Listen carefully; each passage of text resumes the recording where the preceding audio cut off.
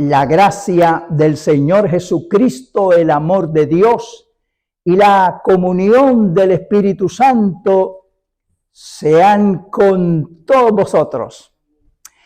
En el día de hoy vamos a hablar acerca de 3 tipos de mentes, no de personas locas, sino de nuestra mente, ¿ok? La Biblia habla de 3 tipos de mentalidad que existen. Y para eso vamos a tener la cita de Primera de Corintios en el capítulo 2, versículo 14 hasta el capítulo 3, versículo 1 hasta el versículo número 3. Mira cómo dice la palabra de Dios, es interesante. Aquí habla de 3 tipos de personas. Y cada persona tiene un tipo de mente, ¿ok? Dice aquí, pero el hombre natural, ese es el primer hombre que habla aquí en esta escritura, el hombre natural. ¿Quién es el hombre natural? Bueno, el hombre común y corriente, el que no ha conocido a Dios, ¿ok? El hombre común, dice, no percibe las cosas que son del Espíritu de Dios, porque para él son locura. Y no las puede entender porque se han de discernir espiritualmente. O sea, una persona que no tiene a Cristo, que no conoce al Señor, que no ha recibido la palabra de Dios, la salvación, el Espíritu Santo, pues no conoce la mentalidad de Dios, no conoce los designios de Dios, porque está en lo humano. Hasta que el hombre no reconoce que es pecador, se arrepiente y entonces conoce al Señor y el Espíritu Santo viene a su vida y le da luz en su mente, el hombre natural no puede entender las cosas de Dios. Es por eso que usted a veces le habla a las personas que no son cristianos y ellos no entienden ni lo que uno le está diciendo. A veces uno se desespera y quisiera, como dijo un hermano, me gustaría metérmele por dentro para que entendiera. Pero si no abre su corazón, si no desea la salvación, no podemos meternos por dentro. Ni siquiera Dios puede hacer eso. Dios toca a su corazón, habla a través de nuestros labios y toca su corazón para que Él, que es el único que puede abrir la puerta del corazón, cuando la abre, entonces el Señor entra, como dice Apocalipsis, ¿verdad? Yo entraré y cenaré con Él y Él conmigo, pero tiene que abrir la puerta. Si tú que me estás escuchando no tienes a Cristo en tu corazón, ese es el primer paso que tienes que hacer. Arrepentirte de tus pecados, sabiendo que todos pecamos, y reconociendo a Jesús como el único Salvador y entregarte tu vida a Él como el único Señor. Ese es el requisito de Dios. Creer que Jesucristo murió en la cruz por nuestros pecados, que es el único que nos puede salvar, y reconocerle entonces como tu Salvador y como tu Señor. Quiere decir, entregar tu vida, que Él sea el dueño tuyo. La Biblia dice, en ningún otro hay salvación, porque no hay otro nombre debajo del cielo dado a los hombres en quien podamos ser salvos.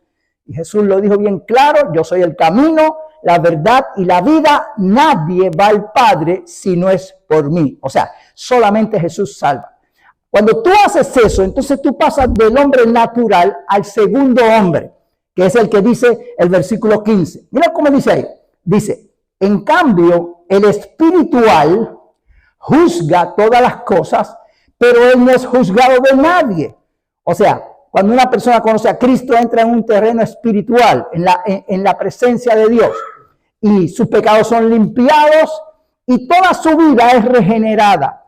Cambia su corazón, cambia su mente, cambia su espíritu, su alma, cambia por completo. A veces hasta cambia uno físicamente, porque a veces en el rostro se nota un cambio espiritual cuando una persona conoce a Cristo. Un hermano le decía ese colorcito de aleluya, porque ahora tiene la alegría de Dios, la paz del perdón. Y yo lo he visto muchas veces en las cruzadas que he ido a diferentes países a predicar, y es lo más maravilloso. Vienen las personas llorando, vienen angustiadas, pero cuando reciben la presencia de Dios, se le nota hasta en el rostro el cambio, porque están sonrientes, tienen paz, tienen salvación. Hasta físicamente Dios cambia al ser humano. Ahora, el versículo 16 es bien importante y es el que vamos a enfatizar más en esta enseñanza. Dice, porque ¿quién conoció la mente del Señor? ¿Quién le instruirá? Mas nosotros tenemos la mente de Cristo. Es extraordinario esta frase final que dice ahí, mas nosotros tenemos la mente de Cristo. Y eso es algo grande. Yo lo veo algo extraordinario, que Dios nos da a los creyentes la mente de Jesús, la mente de Cristo, la misma mente. ¿Por qué? Porque cuando una persona recibe a Cristo, el Espíritu Santo viene a nuestras vidas. Y cuando viene a nuestras vidas, dice la Biblia, que Él nos guiaría por todo camino de verdad y de justicia. Él nos enseñaría todas las cosas y Él nos recordaría lo que Dios nos ha dicho. O sea, el Espíritu Santo va a estar dentro de nosotros para acompañarnos y va a estar constantemente hablándonos. Por eso la Biblia dice, tenemos la mente de Cristo. Porque cuando recibimos al Señor, recibimos la salvación, todos nuestros pecados son perdonados, como dije, cambiado nuestra vida, entonces empieza una relación íntima con el Señor, una comunión plena con Dios, como Adán en el jardín del Edén. La Biblia dice que cuando Dios creó al hombre y lo puso en el jardín del Edén, y a la mujer, dice que él se paseaba por el huerto y hablaba con el hombre, y tenía una comunión estrecha con el hombre. Eran amigos. Y esa relación se logra nuevamente cuando recibimos a Cristo. ¿Ok? Cuando venimos al Señor, el Espíritu Santo está en nosotros y el Señor camina con nosotros. Todo el tiempo está con nosotros y nos está aconsejando. El salmista decía, mi mente me aconseja. Pero lo que quería decir era que Dios, que estaba en su mente, su conciencia lo aconsejaba. O sea, porque el Espíritu Santo nos va a hablar, ¿ok? Nos va a guiar por todo camino de verdad y de justicia y también nos va a redarguir, dice la Biblia. Nos va a redarguir cuando algo está mal. Sentimos en nuestro corazón un rechazo. Cuando nuestro corazón, dice la Biblia, si tu corazón te reprende, mayor es Dios que sabe todas las cosas. Porque el Espíritu Santo es enviado para eso, para guiarnos. Y cuando ve que nos estamos desviando para un lado, rápido viene esa vocecita de la conciencia y decir, hay algo ahí, y se prende la bombilla roja. Ok, todo eso lo sentimos nosotros. Y ese es el Espíritu Santo. Esa es la mente de Cristo en nosotros. Ok, cuando estamos entonces en esa vida espiritual, Dios entonces actúa con la mente de Cristo. Y tenemos que entender eso, que tenemos la mente del Señor en nosotros. Ahora, es importante que veamos el capítulo 3, verso 1 en adelante. Debió hacer esa escritura corrida, pero cuando escribieron, ¿verdad? Sacaron los manuscritos, dividieron en capítulos y en versículos. Originalmente no había esta división de capítulos y versículos, lo hicieron para facilitar la búsqueda. Pero el apóstol seguía hablando de la mente de otra mente. Entonces habla de la tercera mente. Y vamos a ver cuál es esa tercera mente. Dice, de manera que yo, hermanos, y está hablando a creyentes, no pude hablarlos como espirituales. Fíjate que estaba hablando en el versículo 15 de personas espirituales. Ok, la persona que cuando tiene al Señor, está dando la vida que agrada a Dios, ok, está en una vida espiritual. Pero entonces Pablo le dice ahora, pero yo no les pude hablar como espirituales. No estoy hablando como a lo que acabo de decir. ¿Y cómo? Si no eran naturales y no eran espirituales, ¿qué eran? Bueno, Pablo lo aclara aquí. Dice, sino como a carnales, como a niños en Cristo. Ok, ¿qué pasó aquí? Ok, aquí vemos el tercer tipo de mente, de pensamiento que hay, ok. Y es que esa vida que Dios nos dio cuando recibimos a Cristo, cuando tenemos esa comunión con el Espíritu Santo, hay que mantenerla. La Biblia dice, no contristéis al Espíritu de Dios con el cual fuisteis sellados para el día de la redención. Recuerden que el Espíritu Santo es la persona de la Trinidad más sensible porque vive dentro de nosotros. Dios está en el trono. Jesucristo está a la derecha del Padre intercediendo por nosotros Cuando fallamos, Él intercede por nosotros. Cuando vamos a Él y le pedimos perdón, Él está allí intercediendo por nosotros. Pero en la tierra, la persona de Dios que está es el Espíritu Santo. Y el Espíritu Santo está dentro del creyente. Y por eso es tan sensible y tan importante no contristar al Espíritu Santo de Dios. ¿Por qué? Porque si contristamos al Espíritu Santo de Dios, entonces eres un caballero y dice la Biblia, no contenderá mi espíritu para siempre con el hombre. ¿Qué quiere decir? Que Dios es un caballero, Él respeta nuestras decisiones y no nos obliga. Él nos inquieta, nos redarguye, pero Él no nos va a tomar de la mano y a obligarnos a hacer su voluntad. Como es un caballero, Él respeta nuestras decisiones. Simple y sencillamente, o sea, Él no entra en discusión con nosotros, ¿ok? Puede ser que al principio nosotros, ¿verdad?, le cuestionemos y Él nos dice, no, pero mira, esto es así, así. Y nosotros seguimos cuestionando y Él, no, pero mira, esto es así, así. Pero si nosotros seguimos insistiendo, Él no discute con nosotros. Simplemente se retira y nos deja solo discutiendo, si es que vamos a seguir discutiendo, ¿ok? Porque Dios es así, Dios no obliga a la humanidad. Él puede estar hablando a tu vida, que Él te ama, que Él quiere salvarte, pero Él no te va a obligar a romper el candado para que abras la puerta. Él te invita con amor, te llama y te redarguye para que tú puedas recibirlo, te abre el entendimiento para que puedas entender cuando tú recibes al Señor. Pero si tú insistes en seguir tu vida, Él no te va a obligar. Él es un caballero. No contenderá mi espíritu para siempre con el hombre. Esto es para la gente que no tienen a Cristo. O el que está descarriado. Si tú estás descarriado, Dios te llama, te atrae con brazos de amor y misericordia. Pero si tú insistes en seguir, Dios no te puede obligar, porque Dios es un caballero. Él nos ha dado libre voluntad y Él respeta esa libre voluntad. Pero eso no solamente para la gente que no conocen al Señor, también para el creyente. El creyente que está primero en Cristo, que nace de nuevo, que tiene esa vida espiritual, tiene que mantener esa comunión con el Espíritu. O sea, si el Espíritu Santo te habla y te guía y te redarguye, no puedes resistir al Espíritu, porque si resistes al Espíritu, no contenderá mi espíritu para siempre con el hombre. Simplemente Dios se aleja y dice, ok, tú lo quieres hacer a tu manera, bueno, está bien, hazlo a tu manera. Pero las consecuencias después uno las paga. Entonces, ese es el reto del cristiano, mantenerse en la vida espiritual para no llegar a ser un creyente carnal, porque cambia su mente, cambia su espíritu, cambia hasta su modo de ser. Todo cambia. ¿Por qué? Porque contrista al Espíritu Santo y el Espíritu Santo no tiene libertad en esa persona, ¿ok? Y ese es el reto más grande. Porque fíjate que Pablo dice, ustedes son carnales y los trato como a niños en Cristo. Y dice, os voy a beber leche y no vianda, porque aún no erais capaces, ni sois capaces todavía. Porque aún sois carnales, pues habiendo entre vosotros celos, contiendas, disensiones, ¿no sois carnales y andáis como hombres? O sea, cuando nos separamos de esa comunión íntima con el Espíritu, vamos a caer automáticamente en la vida carnal. Y ustedes saben que hemos hablado en diferentes ocasiones del hombre espiritual y el hombre carnal.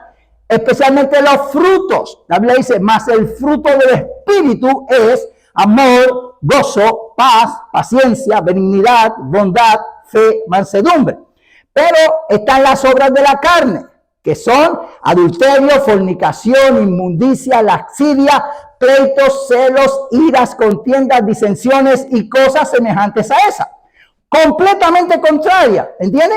Entonces, el reto del cristiano es mantenerse como un hombre espiritual. Y esa es la lucha que hemos hablado muchas veces, que yo les he bautizado a Adancito y Cristianito, ¿no? Adancito porque viene de Adán y Cristianito de Cristo. Y para las damas, pues Evita y Cristianita, ¿verdad? Y tenemos esa lucha. Y todos tenemos esa batalla. Yo recuerdo cuando yo empecé, yo le dije al Señor, porque yo estaba confundido y claro, no me daban una enseñanza como esta que estamos dando. Por eso es que hago énfasis en esto, porque a mí no me orientaron. Ahí aprendí a lo crudo, ¿no? leyendo la Biblia y escudriñando la palabra. Y me costó tiempo, pero lo que nosotros tenemos que entender es que nosotros tenemos dos naturalezas. Y yo le dije un día a Dios, mira Dios, ¿por qué tú no haces algo? Yo quiero servirte, en mi corazón te amo, quiero hacer tu voluntad, pero tengo esta batalla espiritual. ¿Por qué tú no matas a Adancito? Y yo puedo servirte en espíritu y en verdad. ¿Qué tengo que hacer? Tengo que ayunar más, tengo que orar más. Yo ayuno todo lo que sea hasta que me muero, por poco me moría, bendito sea Dios. Entré en una etapa donde yo ayunaba casi todos los días, donde yo estaba matando a la carne y el Señor me dijo, con un verso me resolvió el problema. Después que yo estaba así, yo me di cuenta que todavía Adancito estaba ahí trepado y seguía molestando. Y el Señor, ¿qué pasa? Yo estoy haciendo todo y llega Adancito a molestar. ¿Y cómo lo venzo? ¿Por qué no lo mata? Y yo te sirvo en espíritu y en verdad y se acaba el problema. Y me dijo el Señor, tenemos este tesoro en vasos de barro para que la excelencia del poder sea de Dios y no de nosotros. Y con eso me mató. Me dijo, lo que pasa es que esa es una forma de que tú entiendas que estamos en un mundo imperfecto, tenemos una batalla espiritual y ahí es que Dios nos prueba. Además de esto, mientras tú estés en lo humano, vas a tener esa naturaleza contigo. Aún Jesús, siendo Dios, dice la Biblia que fue tentado en todo. O sea, esa lucha que tú tienes, esa lucha que tengo yo, también la tuvo Jesús. Pablo decía en Romanos capítulo 7, ¿verdad?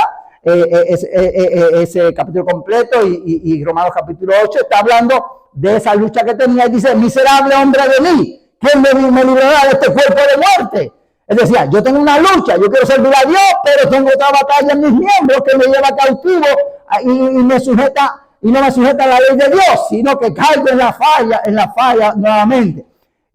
Pero el último verso de ese capítulo 7 dice, más gracias doy a Dios por Jesucristo. ¿Por qué? Porque Jesucristo nos entiende. Jesús también pasó lo que nosotros pasamos. Entonces, por eso tenemos que ir a Dios y entonces fortalecer al hombre espiritual para de esta forma dominar el hombre carnal. La Biblia lo dice así, ¿no? Andad en el espíritu y no satisfagáis los deseos de la carne. Esa es la clave. Ahora, en medio de toda esta situación que les acabo de presentar, hay un elemento que no podemos ignorar. Y ese elemento es el enemigo de las almas. El enemigo de las almas se aprovecha de esto porque él sabe perfectamente esto que yo les acabo de decir. Y se aprovecha. ¿Y qué hace el enemigo de las almas? Sabe que la mente es el lugar perfecto para él atacar. Yo le he dicho muchas veces, y lo repetiré muchas veces más, que el lugar favorito del enemigo es la mente. ¿Por qué? Porque la mente es la que domina la voluntad. Nosotros no actuamos con instinto, ni somos plantas, sino que nosotros somos seres pensantes. Antes de actuar, los seres humanos piensan lo que van a hacer. Entonces, Satanás sabe eso y lanza el ataque a la mente. Entonces, en 2 de Corintios, capítulo 2, versículo 11, mira lo que el Señor dice allí. Para que Satanás no gane ventaja alguna sobre nosotros, pues no ignoramos sus maquinaciones. Entonces, eso es importante. En medio de esta lucha que tenemos nosotros, tenemos que entender y visualizar que el enemigo va a atacarnos con la mente trayendo maquinaciones. Eso es lo que la Biblia dice, los dardos de fuego del maligno, que tenemos que vencer con el escudo de la fe, vestiéndonos de la armadura de Dios. Porque Satanás va a lanzar ataques ahí y va a atacar a esos sentimientos que tenemos en nuestra vida, esos sentimientos humanos, a la concupiscencia de la carne. ¿Qué quiere decir concupiscencia? Deseo carnal desenfrenado. Entonces, Satanás también nos conoce, ¿verdad? En cierto modo, porque desde que nacimos, él ha estado rondeándonos y sabe nuestro lado débil y nuestro lado fuerte.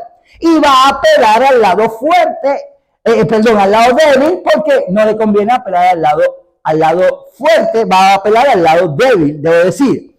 Entonces, no podemos ignorar esas maquinaciones de Satanás que va a tratar de atacar nuestra mente, esa mente. Porque la mente es la que decide en qué posición vamos a estar. Si no tienes a Cristo, la mente decide si tú vas a ser un hombre natural o te vas a convertir en un hombre espiritual. Y si tienes a Cristo, la mente va a decidir si tú te mantienes como un hombre espiritual o si vives una vida carnal. ¿Entiendes? Entonces, solamente la vida espiritual es la que ejerce la mente de Cristo. La mente de Cristo es la comunión con Dios. Recuerden, es cuando Dios, el Espíritu Santo, está en nosotros y nos guía, nos enseña, nos redarguye y revela lo que Dios nos ha dicho. Así que necesitamos entonces poner énfasis en mantenernos en la vida espiritual para ejercitar la mente de Cristo. Porque el hecho de que Dios dice que tenemos la mente de Cristo no quiere decir que todos los cristianos tienen la mente de Cristo. Hay veces que yo me pregunto, ¿cómo es posible que hayan cristianos que tienen la mente de Cristo si están actuando de una forma diferente? Entonces, nosotros tenemos que activar esa mente de Cristo. Y solo se activa cuando entramos en ese territorio espiritual, ¿ok? Ahora, el Señor no nos deja con las manos vacías. Primero nos enseña que debemos fortalecernos en la vida espiritual, ¿verdad? Vestidos de toda la armadura de Dios para que podamos estar firmes contra las chances del diablo. De eso hemos hablado muchas veces más. Pero hay un punto importante y es qué cosas vamos a tener en nuestra mente. Eso es importante. ¿Qué cosas yo voy a anidar en mi mente? ¿Por qué? Porque la Biblia dice, por ejemplo, en el libro de los Romanos, en el capítulo número 9,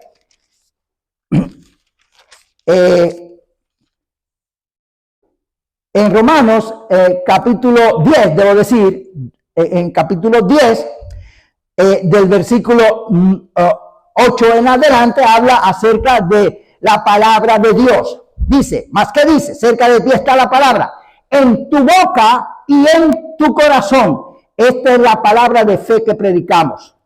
O sea, la palabra de Dios es la que contrarresta los pensamientos negativos. Y esa palabra tiene que estar en la boca y en el corazón. Primero en el corazón cuando recibimos a Cristo. Luego mantenerla en el corazón no contristando el Espíritu Santo. Y luego esa palabra tenemos que llevarla a nuestra mente y a nuestra boca, a nuestros labios. Porque la palabra de Dios tiene poder en sí misma, ¿ok? Entonces, nosotros tenemos que entender que la palabra de Dios es una fuerza espiritual, tiene poder en sí misma, la palabra de Dios. Por eso es que en Isaías, en el capítulo 55, versículo 8 en adelante, mira cómo dice la Biblia hablando del pensamiento y de la palabra de Dios. Dice, porque mis pensamientos no son vuestros pensamientos, ni vuestros caminos, mis caminos, dijo Jehová. O sea, cuando nuestra mente no está acorde a la palabra de Dios, por ende, nuestra actitud no va a estar de acuerdo a la palabra de Dios porque no vamos a actuar de acuerdo a nuestros pensamientos en Dios. Entonces, no van a ser los pensamientos, los caminos nuestros como los caminos de Dios, porque nuestros pensamientos no son los pensamientos de Dios. Pero mira lo que dice la palabra, dice, el verso 9, como son más altos los cielos que la tierra, así son mis caminos más altos que vuestros caminos y mis pensamientos más que vuestros pensamientos. O sea, nosotros tenemos que renovar nuestra mente con los pensamientos de Dios. Y eso lo dice la Biblia en el libro de los Romanos, en el capítulo 12 del libro de Romanos, especialmente en el verso 2, dice la Biblia, no os conforméis a este siglo, no se conformen al hombre natural, no se conformen al hombre carnal, sino transformaos por medio de la renovación de vuestro entendimiento, la mente, para que comprobéis cuál sea la buena voluntad de Dios agradable y perfecta. ¿Qué quiere decir esa palabra?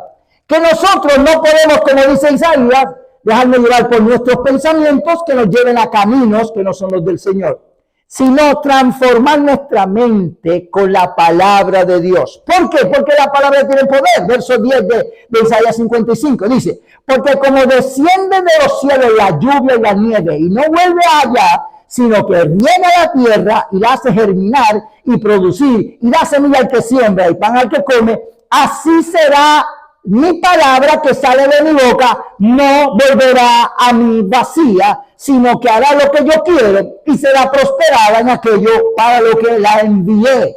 O sea, la palabra tiene poder. Entonces tenemos que llenar nuestra mente con la palabra de Dios. ¿Por qué? Porque la Biblia dice que la fe viene por oír, el oír por la palabra de Dios. Ahora tenemos el reto del enemigo, ¿no? Y el enemigo usa diferentes formas para atacarnos. Usa nuestros propios pensamientos. Hay pensamientos que vienen a nuestra mente que son dardos de fuego del maligno. Pero también hay pensamientos que pasan por los oídos, con lo que nosotros oímos. O por nuestra vista cuando nosotros recibimos la tentación. Esas son las fuentes que el enemigo utiliza, ¿no? La tentación, la codicia, la vanagloria, los deseos carnales. Esas son las formas que el diablo ataca. Pero mira lo que dice en 1 Corintios, capítulo 15, verso 33. Dice, no erréis, las malas conversaciones corrompen las buenas costumbres. Entonces, cuando conversamos, cuando hablamos de forma inapropiada, eso corrompe nuestra costumbre. ¿Por qué? Porque nos aparta de la mente de Cristo y entramos en el territorio carnal. Entonces tenemos que cuidar lo que nosotros hablamos y lo que nosotros oímos, porque eso va a influenciar en nuestra vida. ¿Ok?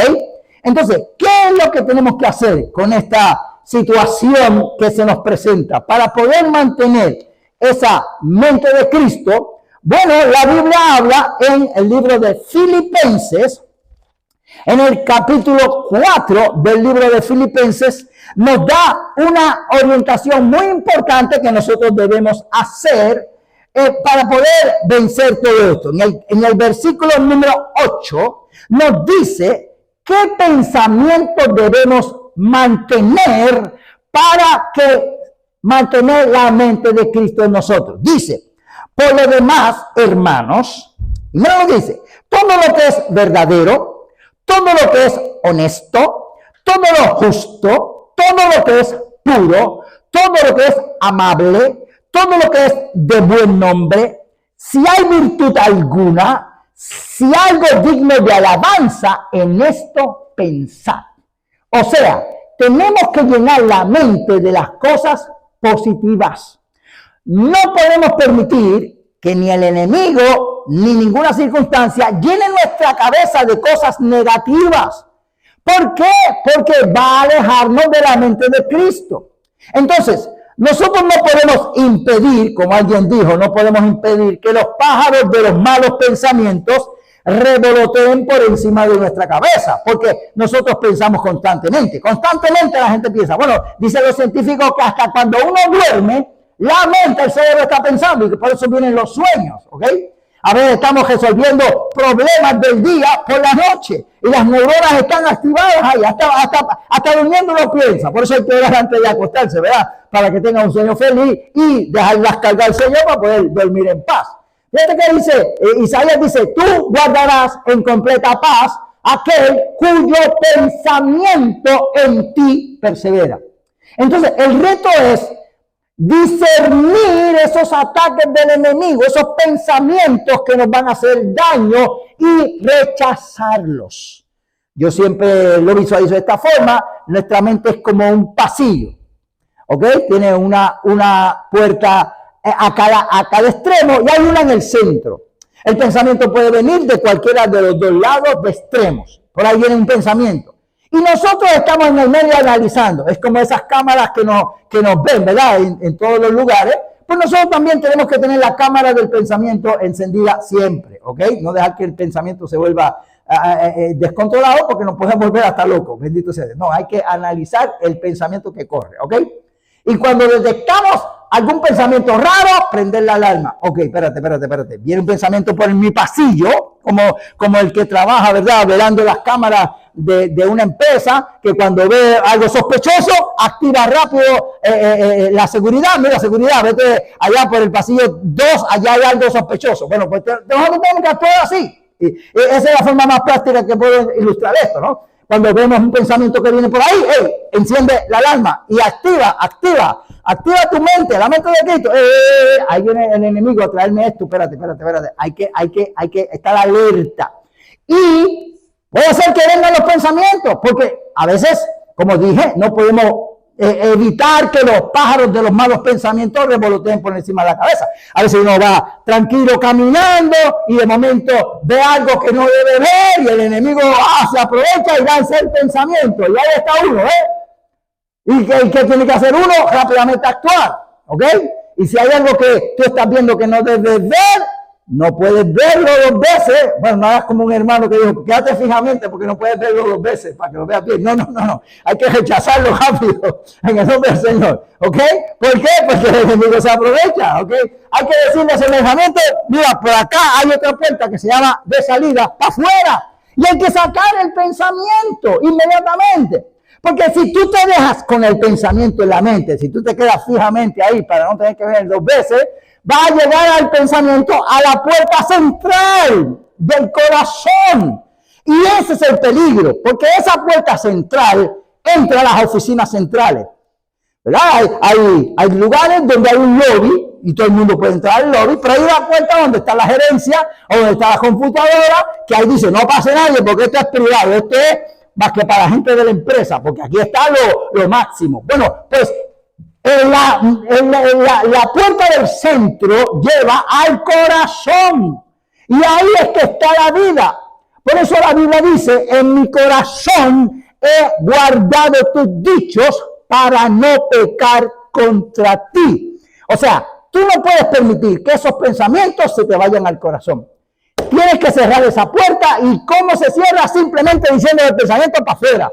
Porque si tú empiezas a maquinar, a dialogar, a discutir, lo hacemos a veces inconscientemente. La gente dice que nadie habla, que los que hablan solo son los locos, ¿verdad? He oído decir eso. Pues entonces todo el mundo está loco porque todo el mundo habla solo. O sea, hablar solo es simplemente pensar en voz alta. Antes de venir para la iglesia tuve que ir al correo y frente a mí había una señora, tenía un problema, estaba discutiendo con el postmaster, luego él se fue y ella se quedó hablando sola con ella ahí discutiendo. No, pero ¿qué estás haciendo? Y yo dije, si ella se viera que está discutiendo con ella misma. ¿Ok? Pues todos hacemos eso, lo hacemos. Entonces uno tiene que discernir para no estar discutiendo con el enemigo uno o con un pensamiento que le va a afectar. Entonces, con el diablo no se discute. O sea, Jesús, cuando el diablo lo tentó, inmediatamente lo paró en seco. No puedes cuestionar lo que el enemigo traiga a tu mente, porque baja a tu corazón.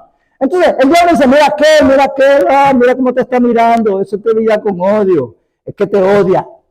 A lo mejor él no está pensando en ti, pero el enemigo está maquinando en la mente. Entonces, si tú te ves, verdad, mira medio jaro, olvídate, estás cuestionando con el diablo, se te metió el corazón y puede causarte un enojo con esa persona que nada tiene que ver. ¿Entiendes? Y así por el estilo, puedo hacer muchos ejemplos, pero bueno, no tengo tiempo para tanta cosa. Pero anyway, usted entiende y usted sabe, es controlar esa mente. Una vez tú controles tu mente, tú controlas tus acciones, porque la mente es la que rige la voluntad.